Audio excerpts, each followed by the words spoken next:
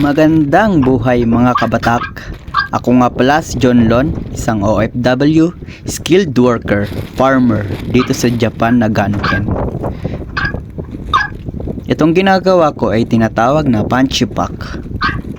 Papel siya na nilagyan namin ng lupa para sa ganun hindi magdedire-diretso ang tubig ulan kapag umulan ng malakas, para hindi maubos ang lupang nasa ibabaw ng maruchi or tinatawag na maruchi.